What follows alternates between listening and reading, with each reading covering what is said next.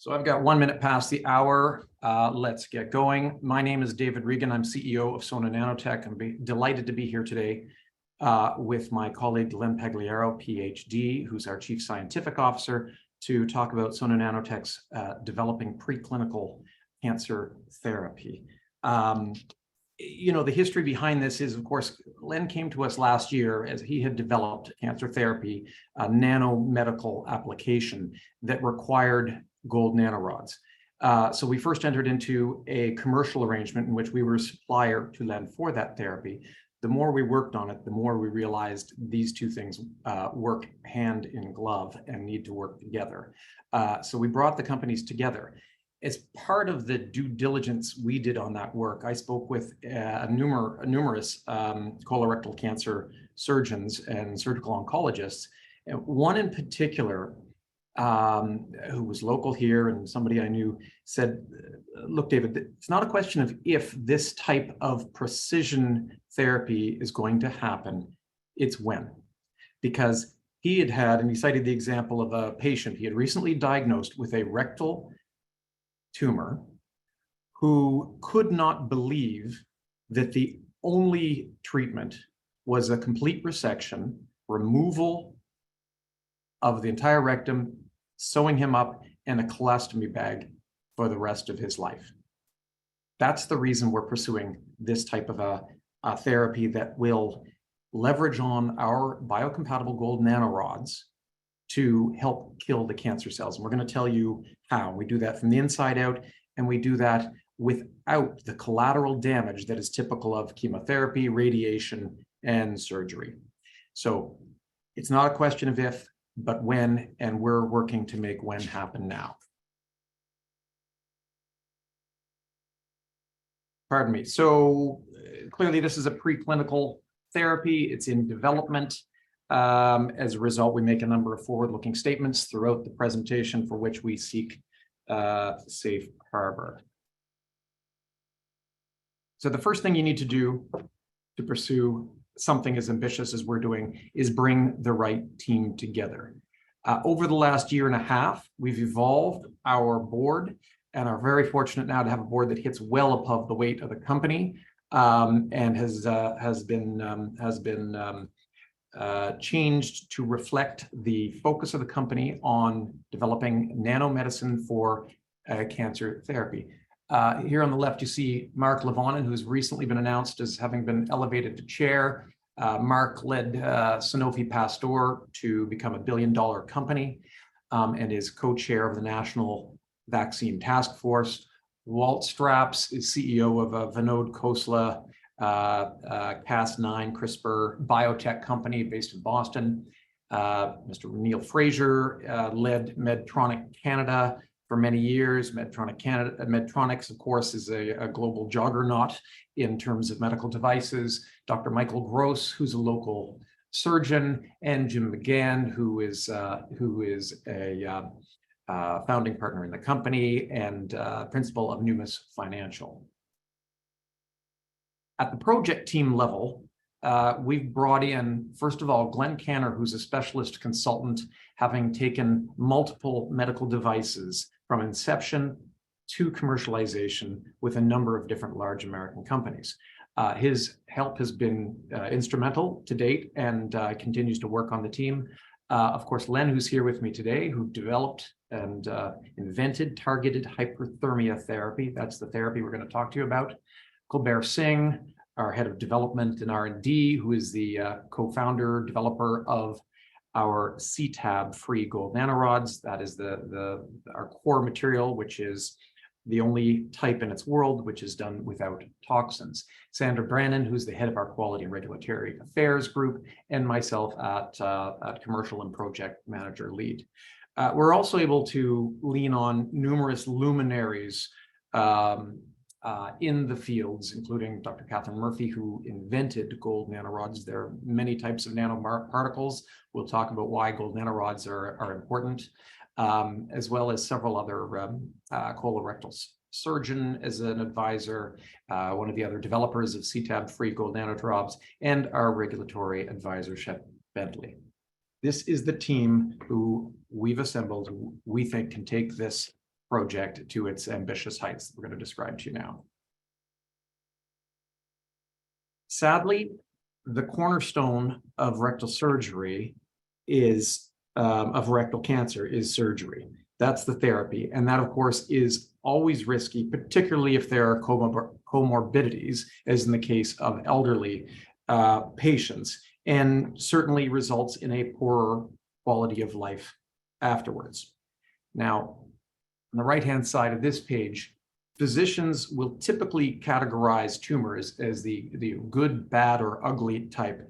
But what is inevitable is that if the limited number of treatments available do not succeed, there's no such thing as a good type of rectal cancer, because they all, if they can't be treated, end in a total mesorectal excision with that colostomy bag that I referenced, and a poor quality of life.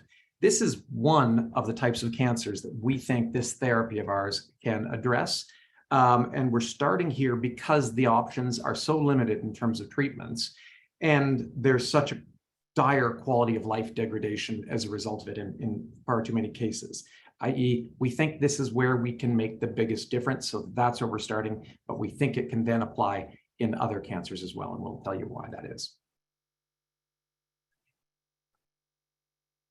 Len, I'll hand it over to you to talk about some of the research that's been done and the data supporting our therapy to date. Thanks very much, David. So we've spent quite a bit of time evaluating this treatment at a preclinical stage to basically get an idea of, first of all, if it's going to work, if it's going to be effective, and second of all, of course, if it's going to be safe, the two most important things you have to evaluate. So the graph here shows a study in which there are 4 arms to the study, 4 groups in the study.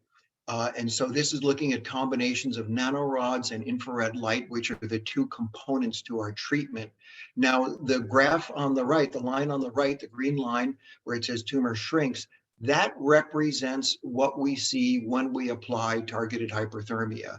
It's the combination of the 2 components, the nanorods and the infrared light, and we see dramatic reduction in tumor volume. And of course, that's what you want to see when you're measuring tumor volume.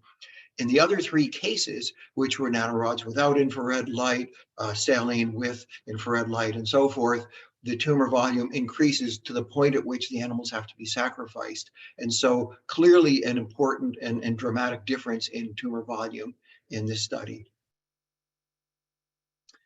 The images on the right show a study in which we evaluated our treatment in a mouse model compared to the drug of choice for that mouse model, which was known and model was developed for that drug.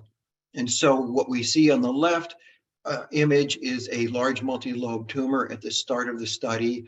Middle image, the tumor mass is gone, a little bit of scabbing on these animals.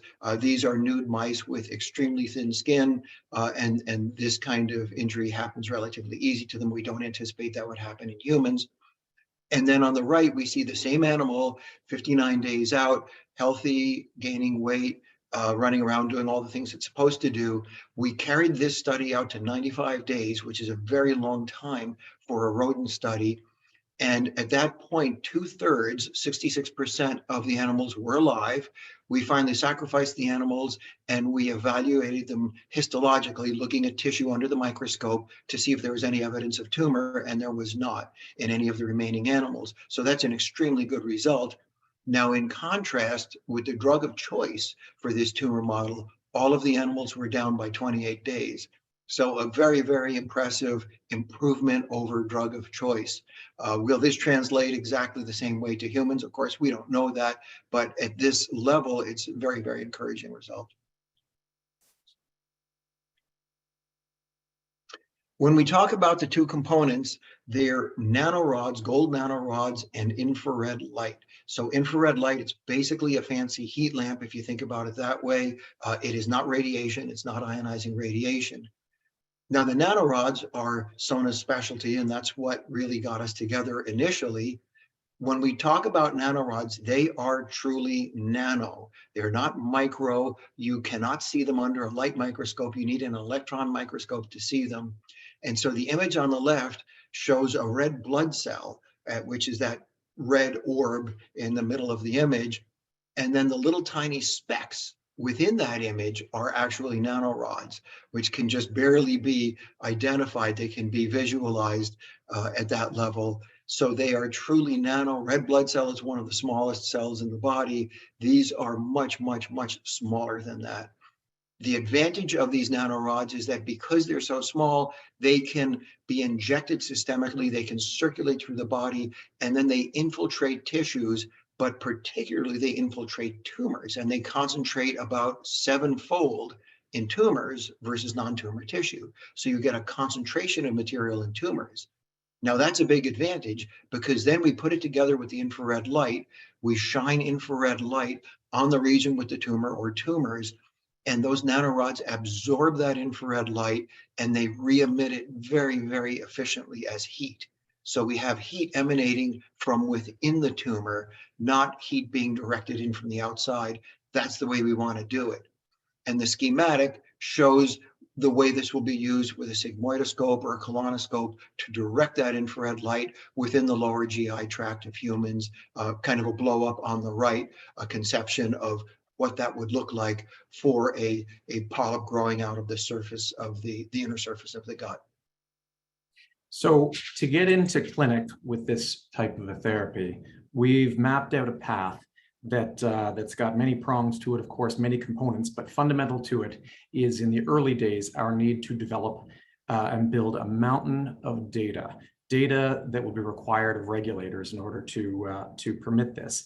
While their focus is on safety data, of course, we'll also want to have efficacy data as well to show to the likes of FDA and Health Canada. And we have the objective to get into clinical trials by the end of 2004, but it's very early days now. And the most important thing for us is that this is done correctly.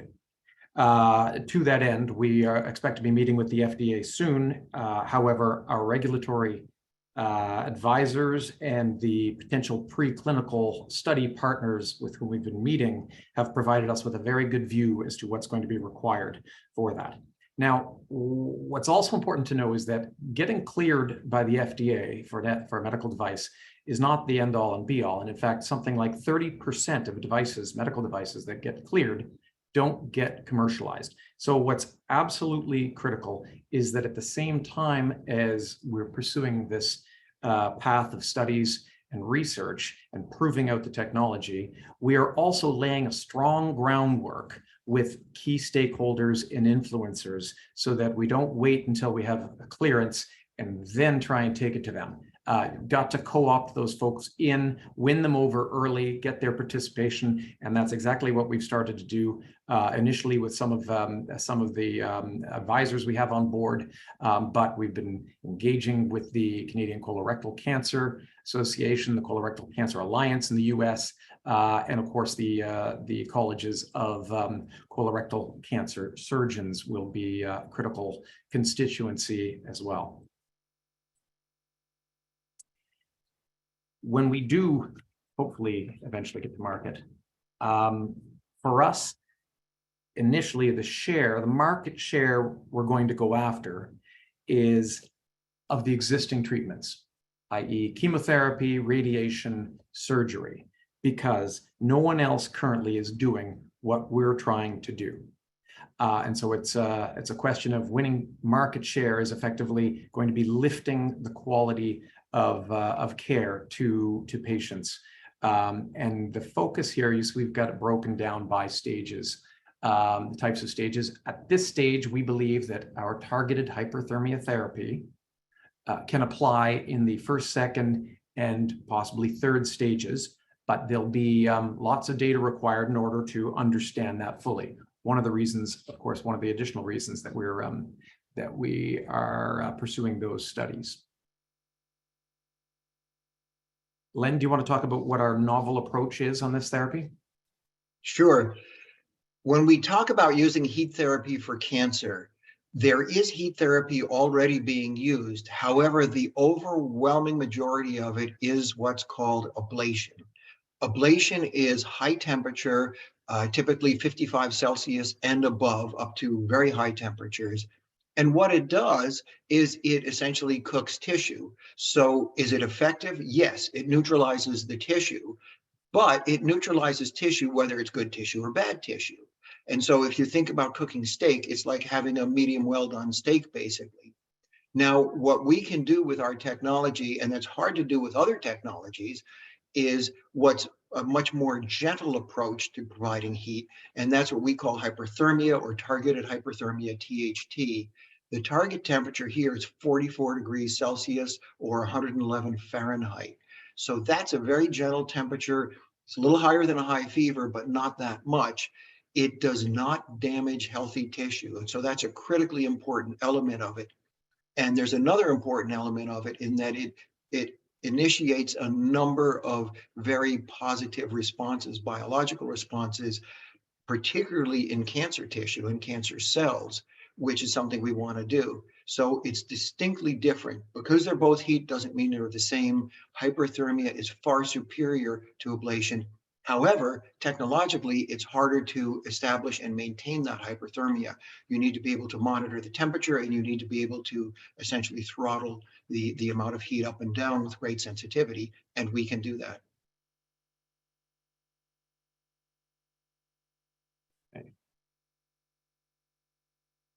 And so I alluded to this in the last slide. There are at least 4 important benefits, physiological benefits that come from hyperthermia that do not come from ablation. And so first of all, it stimulates the immune system, potentially targeting metastasis, because you get release of material, partially denatured antigens and cytokines and so on into circulation. The next thing it does is that it helps to neutralize cancer stem cells. That's important because stem cells are drug resistant typically, and that's why cancer keeps coming back very often. You know, you remove the cancer, it comes back again and again. Well, if you can take out those stem cells, that's less likely to happen. The third thing is that it increases perfusion of the tumor, blood flow to the tumor. That's good because if this is used as part of a combination with drug therapy, and that's an extremely likely scenario, the drug itself can better access all tumor compartments and do its job better. And then last but certainly not least, hyperthermia alone shrinks tumors because cancer cells are more heat sensitive than non-cancer cells. The hyperthermia leads to an overexpression of what are called heat shock proteins in cells. And those heat shock proteins put cells into a cycle of programmed cell death or apoptosis. And that's something that happens, again, preferentially in cancer cells as opposed to healthy tissue. So now we're going to take you inside the lab here with a bit of a demo. You've heard Len talk about the fact that that gold nanorods in particular are highly efficient at converting infrared light energy into heat. So we're going to see that in action right now. What you're going to see is us using our first generation of infrared light device in action, heating up a solution of gold nanorods and taking it up to that 44 degrees Celsius of hyperthermia. There's a little bit of time-lapse element associated. But again, what you need to understand is that this infrared light can pass through about a centimeter of healthy tissue, of regular tissue, and can activate the gold nanorods inside. In this case, we've just got it in a beaker in the lab. Let's see. And here's the light device right here. I think you can see my mouse. And here is the small vial of gold nanorods. And you'll see that when it's just turned on, so it's gone purple, and you can see the temperature. We've got a probe in there with the temperature rising fairly quickly from room temperature all the way up 35, 37, 41 degrees. You can see it works pretty quickly up to our target 44 degrees at that point. And then once it's shut off, you see that temperature falls back down again. Now, if we did that same exercise with a vial of just water, there'd be almost no discernible change in the temperature whatsoever, because it's not the light device per se that's warming the water. In this case, it's activating the gold nanorods in the solution, and those gold nanorods convert that energy to heat. And of course, the light device needs to be tuned to the same wavelength as the gold nanorods, which is, again, another one of the benefits of using gold nanorods. So more about our gold nanorods, what's special? Lots of people make, there are all sorts of nanoparticles, nano shells, nanospheres, nano stars, nano everything. We make nanorods. Len has cited the importance of those vis-a-vis their efficiency in being able to convert energy into heat. The specific purpose for and benefit of Sona's gold nanorods is that they're the only gold nanorods that are made without a toxin known as CTAB. And that, we believe, is important if you're going to put it in vivo, in the body, for nanomedical purposes. That's an important thing. And as part of the work we've been doing, there's an entity here we talk about called the NCL, Nanotechnology Characterization Laboratory, a program that Len had been admitted to for his therapy. We're very, very grateful and very pleased to be in that program because the NCL was set up by the FDA National Cancer Institute to accelerate the progress of nanomedicine. And they do that by providing developers such as ourselves access to extremely sophisticated equipment and scientists. And they will provide a characterization work, which they have done so far for ours. The results that have come back were extremely pleasing. We've always known, yes, our gold nanorods don't contain the toxin CTAB, but there's a question as to the stability and are there any detectable amounts of contaminants in there? And we've had 3 rounds of assessment done to date, with some results coming out as early as today, as most recently as today, with no endotoxins detected, no microbial contamination detected, consistency of other measures that are important. And then today's results in particular cited that there's been a marked improvement in the residual surfactant improved in the leftover after the chemical synthesis that's done to make these. Now, why is that important? We've done some significant improvements in our lab as far as process improvements to be able to increase the yield and reduce the amount of surfactant in there. Surfactants is a detergent, effectively, as one of the byproducts and used in the process. This is great because we're doing this work specifically in advance of the expectation of moving into preclinical studies this fall, and we'll need larger quantities of gold nanorods. So hence the work on improving the yield and improving the characterization. Last thing I'll say on that is that the other factor is that we've recently had our first patent granted. It was for South Korea. Other territories are pending. And I should say one last thing. There's a question here on today's press release and what does it mean? Obviously the credibility of the NCL is significant given the reason it was set up and who its sponsors are. They've gone so far as to offer to attend FDA meetings with us. Very supportive organization. They have a mandate to help these types of precision nanomedicines, nanomedical devices improve and get to market. And we're very pleased to be working with them. Len. So when you're undertaking commercialization like this, it's a long way, as you undoubtedly know, to go from the concept to the market. And so you have to go through a number of steps, technical, proof of concept, but also things like manufacturing and commercialization and really scaling things appropriately. So far we've done a number of things. We've seen that gold nanoparticles can be injected in humans. That's been done by others in the nanoparticle field, and they're safe. It's not an issue to do that. We know that heat can be used to treat cancer. Again, most often it's ablation, but there are starting to be more entrants and some interest in the field of hyperthermia, what we call true hyperthermia. We know that photothermal treatment can be done using infrared devices. There is some competition in that space, not yet to market, but getting close. We see that as a very positive thing, indicating that there's competition in the field, that there's interest in the field. However, the competition that we're aware of cannot do gentle hyperthermia. They do ablation, basically. And then finally, we've seen efficacy and safety in small animals, which is a great start. Now, what do we still need to do? Well, the gold nanorods have to be optimized for injection. We're pretty far along the route with doing that in terms of the data that David just spoke to. The material is sterile and endotoxin has been managed and so forth. That's all very promising, but some additional scaling and what's called true GMP, good manufacturing practice for manufacturing the material needs to be done.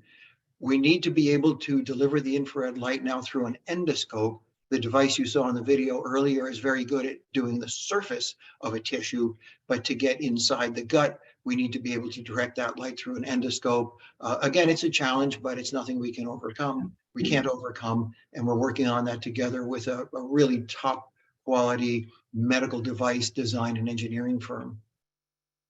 Photothermal therapy that we're working on is importantly limited to 44 Celsius, 111 Fahrenheit hyperthermia.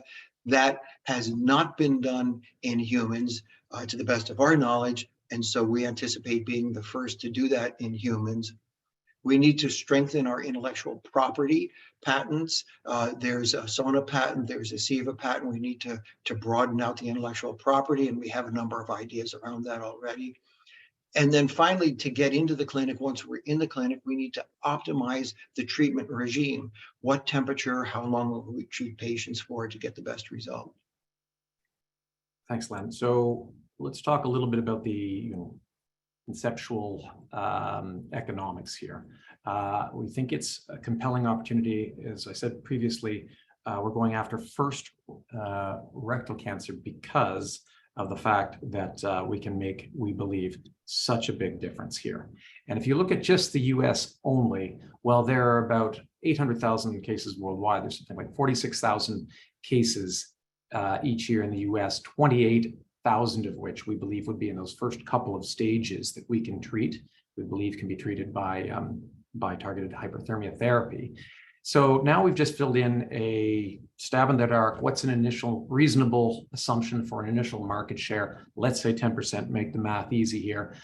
We believe our revenue per case could be $40,000. That's likely $20,000 US for 2 applications of the therapy. But again, that's why we need that mountain of data to understand how much is going to be required for how long. In any event, if you suspend disbelief and say, okay, look, what does that give us? That's 112 million in revenue per year, US dollars, just that first therapy. Now, once we prove ourselves out with rectal cancer, there are several other applicable cancers we believe that can have similar characteristics that would permit us to use targeted hypertherapy, including, of course, moving up into the colon, esophageal cancer, and head and neck cancer. You tally all those together, and again, whether you take 10% as an initial market share, 5%, 1%, this just gives an order of magnitude. Tally that up, that's $420 million US per year in revenue with that small piece of the market. So obviously, it's not only compelling in terms of improving quality of life, it can be a compelling economic venture as well. Len. So when we look at competition, how do you determine what the competition is? Well, there are a lot of different ways of sort of slicing the competition in cancer. The first thing we looked at, high level, is what David mentioned. Let's look at surgery, let's look at drug therapy, and that's old school chemotherapy as well as the new pathway drugs. And then let's look at radiation therapy. How do we stack up against that? Now, this is subjective. It's our view of the situation. But I think, as we all know, the current treatments for cancer, while they're moving in the right direction, are not optimal. There's room for improvement. And so we think when we look at efficacy, how well does it work, safety, the precision of the treatment, in other words, are there unwanted effects, and then finally the affordability of it, we think we have significant advantages in all those categories based on what we've seen so far. Of course, we are preclinical. We will know this with much greater certainty once we get into the clinic and see results in human patients. When we zoom in a little bit and we look at the alternatives within nanomedicine or nano approaches for cancer, there are alternatives out there. But once again, we think we have clear advantages.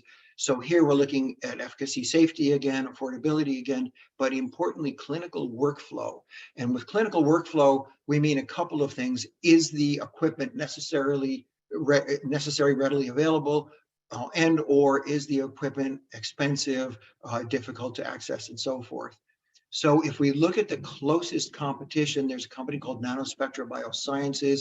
They have a treatment called Oralase, which are gold nano shells, photothermal therapy. So first of all, they do ablation. They cannot regulate their system to do hyperthermia. Second of all, the shells are very large. They are not cleared from the body. They get hung up in the body and are not cleared efficiently the way ours are. Our particles are excreted in both the urine and the feces, which is an excellent thing from a safety perspective. And then clinical workflow, they require specialized lasers and a very, very long, tedious procedure that takes many hours to perform. And so we think we have some clear advantages there. There's a German company called Magforce that's using magnetic nanoparticles. Again, some issues there, pretty good efficacy, issues with safety. It requires very, very expensive, exotic capital equipment that's not commonly available. And then finally, there are nanoparticles for radiation enhancement, for using ionizing radiation. One of our goals is to get away from radiation. We don't want to use radiation. And so again, we think we have advantages there. Thanks, Len. So we've got a mountain to climb here, but the good news is we're at base camp now. We've marshaled the team, the materials, the assets necessary to make this climb. The other good news is that there are going to be, many value inflection points along the way. The analogy holds here nicely because with those 5 key steps we have, first and foremost is developing the engineering, the next evolution of the light device that Len described, which will be important because that's the device that can be fitted into a sigmoidoscope. We've partnered with Minitronics in Minnesota, who's a leader in optical medical devices and has a great deal of experience in that area. Of course, Minneapolis has that med tech cluster that's known globally. Second step here is preclinical safety data. That's what the FDA and other regulators are going to be most focused on, is safety. Less concerned with efficacy. However, the third piece for us, of course, is we want to see, and we need to prove out the efficacy on this through a variety of different studies. That's part of the data we'll assemble, leading all, if all is successful, to an interventional device exemption and then on to clinical trials. We believe we have everything that we need in order to conquer this mountain. It will take some time, and we are excited to take this climb. I'm now going to hand it over to Len to tell you about, if we are successful in summiting this mountain, what it can mean for people. Well, it can mean a lot. Of course, we want this to be successful from a business perspective and a good investment for investors. But even more than that, when we look at the cancers we can touch, the ones we're aware of right now, if we look at the number of new cases and the number of deaths, there's a large number of lives we can touch. There are a large number of lives we believe we can extend, perhaps indefinitely. There are deaths we can eliminate as well. Can we eliminate all deaths from cancer? No, we can't. I don't think anything ever will. But we believe we're in a position to really make a difference for many, many patients. So thank you for that. We'll now take any questions you have. There are a couple that have been put in. There's the chat button in the webinar. Feel free to punch any in and we'll try and address those. First question in there is that Sona has evidently come a long way in terms of animal studies. What's the next step and when can we expect to hear some news on the progression? Animal studies wise, we expect to go into large animal studies. Len highlighted some of the small animal studies, and there's a natural progression here in the preclinical process, as it's known, in order to prove out the safety of this therapy and present that to regulators in order to move forward. As far as news on that, obviously, we're going to keep the street very much informed. As far as milestones go, the success we have with the engineering of our next evolution of the light device is going to be one item in the coming months. Another is going to be studies that we set up. I mentioned that we're building a mountain of data, and we intend to do numerous different studies in order to prove out both the safety and efficacy, and we'll be reporting back on that on a regular basis. Len, there are a couple questions here on the economics, the expected economics, and what the alternatives are. In particular, do you want to talk to what the alternative, what the comparative costs are for current processes, especially with a resection, and what sort of margins we could expect based on our costs? Sure, I can take a crack at that. With respect to current treatments, if you're going in for a resection, it's major surgery. It will involve hospitalization. It will involve a number of diagnostic tests before, a number of confirming tests afterwards, follow-up, general anesthesia, of course, very, very expensive procedure. There's a range if you look at the reimbursement for that, but the range is probably going to be from about $50,000 to $150,000 or more for that kind of procedure. In addition to that, the patients who go through that procedure are going to have lifetime costs for maintenance, for the ostomy bags, and so forth. And so it's a big deal. It's a very big deal. So I think we're going to be very competitive compared to that. In respect to the margins that we will have, the cost of goods for the nanomaterials themselves, we're anticipating about a 90% gross margin. Of course, there are going to be additional costs on top of that. For the cost of the procedures, what we're anticipating is to sell the procedure to clinics, essentially. And the procedure would consist of the disposable, essentially one of the best disposables in the world, which are the nanoparticles, and then the device. The device would be a one-time purchase that can be used many times. The nanorods, of course, are a disposable. The procedure we anticipate selling with 100% markup for the hospital, for the provider. So that will give them an attractive markup. But we think even with that, we can have about a 90% gross margin on cost of goods. Yeah, so significant in terms of our ability to come in below current economics, current costs, and with high margins. Makes us attractive all around for not only patients, obviously, but also for the important stakeholder, the payers in the U.S. market, and particularly are critical in terms of getting the right codes in there. I've got a question here about did we bring on additional resources, either by contract or direct hire? Yes, we brought in specialist consulting, Glenn Canner, who's got a long history in taking medical devices from inception to commercialization, and that was something that was really important to us, was that we get that end-to-end view so that the steps we're taking now anticipate what's going to be required to get all the way to commercialization. So fortunate to have Glenn. We're also, of course, Shep Bentley, our regulatory advisor. Minitronics is critical and is helpful on multiple fronts for the light device and beyond that, frankly.